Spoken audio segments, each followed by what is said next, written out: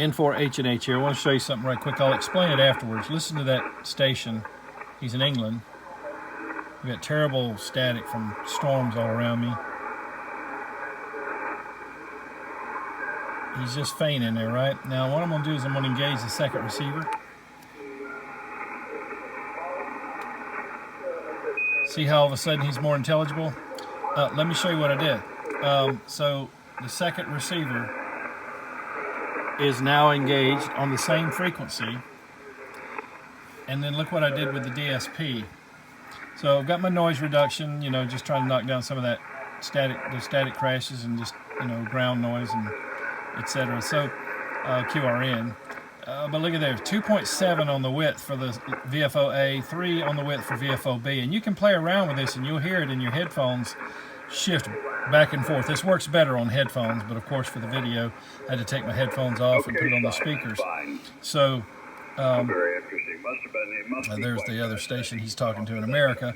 But so just play around with different settings of the width and with them on the same frequency, and you'll find a sweet spot where you'll be able to hear that weaker station you know, better than you did with just one receiver. And in case you didn't know, the FTdx5000, the A receiver is dual heterodyne, the B receiver is triple heterodyne. Now don't get too hung up and think, oh well, if two's better, if two's good, three's better. Technically that's not always the case because of something called phase noise, but that's a discussion for another time. But I will tell you, I've actually compared these two receivers in some previous videos, and they're pretty much neck and neck. But it's really cool to do this, and I just found this by accident just a few minutes ago, trying to pull out that weak station with all the static crashes. So again, it's just kind of fooling my ears, little phase shifting going on.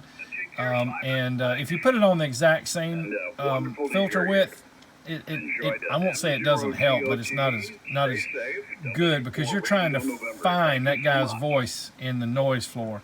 And I just found that 2.7 over here and 3 over there worked, or you could reverse it, and you may even find, you know, maybe 2.7 here and go down here, maybe even, you know, 2.5, and you can just, as long as you're separating them out, put a little space between the width between the A receiver and the B receiver. Okay, anyway, just a little trick I accidentally ran across a little bit ago trying to pull out that weak station, and so I hope that'll help somebody if you're trying to get that rare DX and you're missing your signal report or missing you know, a call sign or what have you. All right, 73 from N4H&H.